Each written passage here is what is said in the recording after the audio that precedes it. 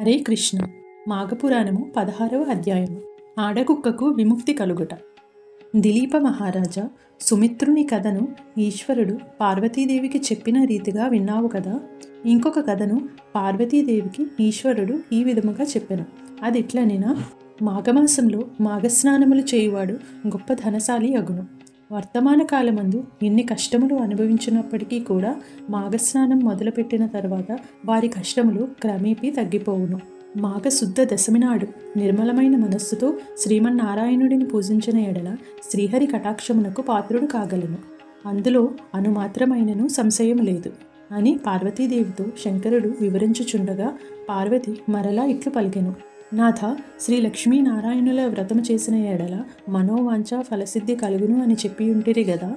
ఆ వ్రత విధానం ఎట్టిదో, ఎటుల ఆచరించవలనో వివరంగా తెలియపరచమని పార్వతీదేవి పరమేశ్వరుడిని కోరింది. అంత మహేశ్వరుడు పార్వతీదేవితో ఇట్లా చెప్పసాగెను. మాఘశుద్ధ దశమి నాడు ప్రాతకాలమున కాలకృత్యములు తీర్చుకొని స్నానం చేసి నది ఒడ్డున కానీ ఇంటి వద్దన కానీ మండపమును ఉంచి ఆ మండపమును ఆవు పేడతో అలికి పంచరంగులతో మృగ్గులు పెట్టి మండపం మధ్య 8 రేఖలతో పద్మము వేసి అన్ని రకాల పుష్పములను ఫలములను తీసుకువచ్చి శ్రీ లక్ష్మీనారాయణులను మండపపు మధ్యన ఉంచి గంధం, కర్పూరం, అగరు మొదలైన ద్రవ్యములను విగ్రహాలకు రాసి పూజించవలెను. రాగి చెంబులో నీళ్లు పోసి మామిడి చిగురులను ఉంచి దానిపై కొబ్బరికాయ పెట్టి కొత్త వస్త్రము ఒక దానిని కప్పి లక్ష్మీనారాయణుల ప్రతిమను ప్రతిష్ఠించి పూజించవలెను. ఆ మండపపు మధ్యలో సాలగ్రామమును ఉంచి ఒక సద్బ్రాహ్మణుని ఆహ్వానించి వారి చేత పంచామృత స్నానం చేయించి తులసి దళములతోనూ పుష్పాలతోనూ పూజించి ధూప, దీప, చందన మరియు పరిమళ వస్తువులు ఉంచి నైవేద్యము చెల్లించవలెను.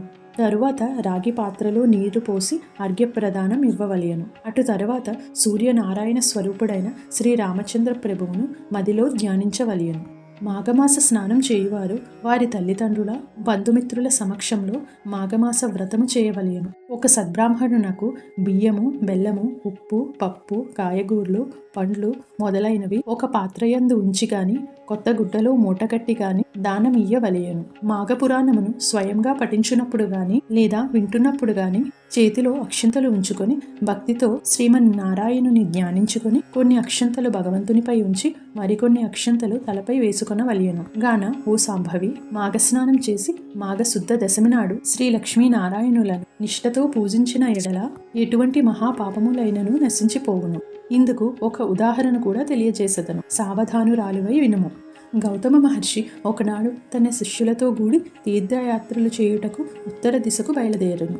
వారు అనేక పుణ్య నదులలో స్నానం చేయుచు ప్రసిద్ధ క్షేత్రములను దర్శించుచు మార్గ మధ్యమున మునిపుంగవులతో ఇష్టాగోష్ఠులు జరుపుకున్నప్పటికీ మాఘమాసము ప్రవేశించుట వలన కృష్ణానదిలో స్నానం చేయవలెనని ఆ ప్రాంతమునకు వచ్చి విడిది చేసిరి.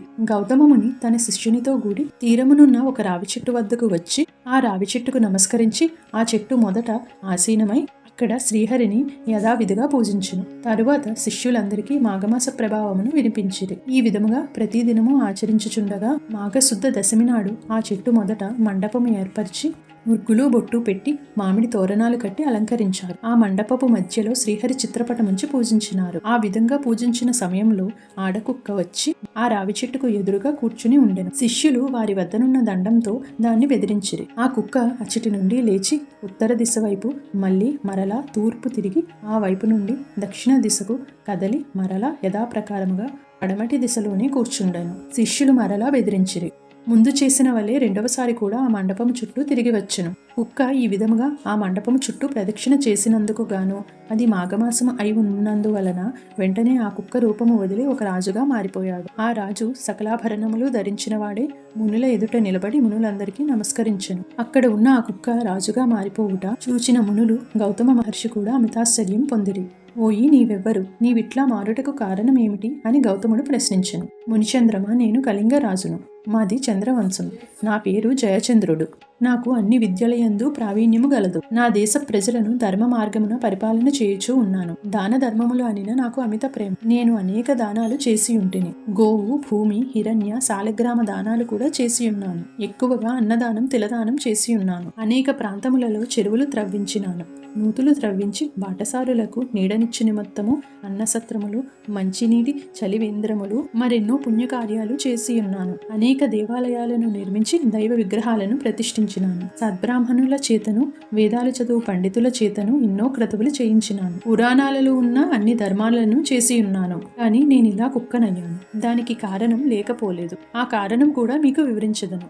ఒకానొక దినమున ఒక ముని పుంగవుడు గొప్ప యజ్ఞం ఒకటి తలపెట్టాడు. యజ్ఞం చేయాలనుకోవడం సామాన్య విషయం కాదు కదా. దానికి కావలసిన ధనం, వస్తు సముదాయం చాలా కావలేను. అందువలన ఆ ముని పుంగవుడు నా వద్దకు వచ్చి అర్థించాను. మునిసత్తముడు వచ్చిన వెంటనే ఎదురేగి కాళ్ళు కడిగి ఆ నీళ్లు నా శిరస్సుపై జల్లుకొని కుశల ప్రశ్నములు అడిగితిని. రాజా, నీకు గుప్త విషయములు తెలియజేసెదను. ఈ మాసంలో మకర రాశి యందు సూర్యుడు ప్రవేశించును. ఆ దినమున సూర్యోదయం అయిన తరువాత నీవు స్నానం చేసి భక్తి శ్రద్ధలతో మాఘపురాణము చదువుట గాని లేదా వినుట గాని చేయము. దాని వలన నీకు వైకుంఠ ప్రాప్తి కలుగును. అంతేగాక అశ్వమేధ యాగం చేసిన ఎడల ఎంతటి ఫలితము కలుగునో అంతటి ఫలము గాని, తీర్థ స్నానాలు చేయగా వచ్చిన ఫలము గాని, దాన పుణ్యములు అంటే పంచయాగాలు చేసినంత ఫలము గాని పొందగలవు. మాఘశుద్ధ సప్తమి ఆదివారం వచ్చిన గాని, దశమి ఆదివారం వచ్చిన గాని ఉదయమే స్నానం చేసినచో మానవుడు ఎటువంటి పాపముల అయినను విడువగలడు. ఒకవేళ ఇతర జాతుల వారెవరైనా కూడా మాఘమాసం అంతటా నిష్ఠతో నదీ స్నానం ఆచరించి దాన ధర్మాలు, మాఘపురాణము పఠించడం లేదా వినడంతో మరుజన్మలో బ్రాహ్మణుడే జన్మించును అని ఆ మునివర్యుడు నాతో చెప్పగా అతనిని అవమానించినట్లుగా మాట్లాడేది. అయ్యా మునిసత్తమ, మీరు పలికిన విషయములు నాకు తెలియను. అవన్నీ బూటకములు. వాటిని నేను యథార్థములు అని అంగీకరింపను. చలి దినములలో చన్నీటి స్నానం చేయడం ఎంతో కష్టము. ఇక నాకు ఈ నీతి బోధలు చెప్పకండి. నాకున్న ఫలములు చాలు అని మునితో అంటిని. ఆ మాటలకు మునికి కోపం వచ్చింది. ముఖం చిట్లించుకొని, సరే, నేను చెప్పవలసింది చెప్పి తిని, ఇది నా ధర్మం అని చెప్పి యజ్ఞముకు కావలసిన ధనమును తీసుకోకుండా వెడలిపోయినాడు. అంతటా నేను ఆ ముని చేతులు పట్టి బ్రతిమలాడగా ఎట్టకేలకు ముని అంగీకరించి ధనమును తీసుకొని పోయాను. ఆ విధముగా నేను కొంతకాలం రాజ్యమేలి ప్రాణములు విడిచితిని. తరువాత నాకు కుక్క జన్మయే వచ్చినది. నా పాపఫలము ఏమో గాని కుక్కగా 7 జన్మలు బాధపడుతుంది. ఇప్పుడు మీరు చేయు పూజాస్థలము చుట్టూ 3 పర్యాయములు ప్రదక్షిణ చేసి తిని. అందువలన నా పూర్వజన్మ నాకు కలిగినది. దైవయోగమును ఎవరూ తప్పించలేరు కదా. ఇటుల కుక్క జన్మతో ఉండగా మరలా నాకు పూర్వజన్మ ఎటుల సంక్రమించినదో వివరించగలరా అని రాజు పలికెను. ఆ రాజు చెప్పిందంతయు ఆ ముని విని ఆశ్చర్యపడి, మాఘమాసమును నీవు చులకనగా చూసావు. అందువలన ఎంతటి విపత్తు కలిగెనో నీ అనుభవమే చెప్పుచున్నది. నీ వద్దకు వచ్చిన మునిసత్తముడు ఉత్తముడు. అతడు పలికిన విషయములన్నీ యథార్థములే. నీవు కుక్కవై ఎటుల పవిత్రుడవైతవో ఆ వృత్తాంతమును వివరించెదను. సావధానుడివై ఆలకింపుము. నేను నా శిష్యులతో ఈ మాఘమాసం అంతయు కృష్ణానది తీరమందు కృష్ణానదిలో మాఘస్నానములు చేసి జపములు చేసి తిరిగి మరొక పుణ్యనదికి పోదామని వచ్చి ఉంటుంది. మేమందరము ఈ వృక్షము కింద శ్రీ మహావిష్ణువు విగ్రహాన్ని పెట్టి పూజించుచున్నాం. కుక్క రూపంలో ఉన్న నీవు దారిన పోతూ ఇచ్చటికి నైవేద్యాన్ని చూసి తినాలి అనే ఆశతో పూజ సమీపమునకు వచ్చి కూర్చుంటివి. అప్పుడు నీవు ఎలా ఉన్నావో తెలుసా? నీ శరీరం అంతటికీ బురద అంటుకొని ఉన్నది. చూచుటకు చాలా అసహ్యంగా ఉన్నావు. పరిశుద్ధమైన భగవంతుడి పూజ చేయుచున్న సమయంలో అచ్చటకు జంతువు గాని పక్షి గాని వచ్చి ఉన్న దానిని తరిమివేయుట సహజమే కదా.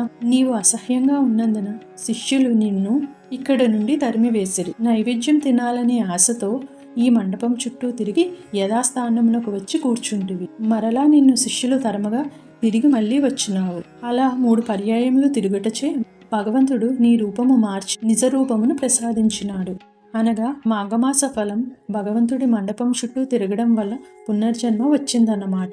ఇక మాఘమాసమంతయు నదిలో స్నానం చేసి భగవంతుడిని ధ్యానించి పురాణ పఠనం చేసినచో ఎంతటి ఫలం వచ్చునో ఊహించుకొనుము.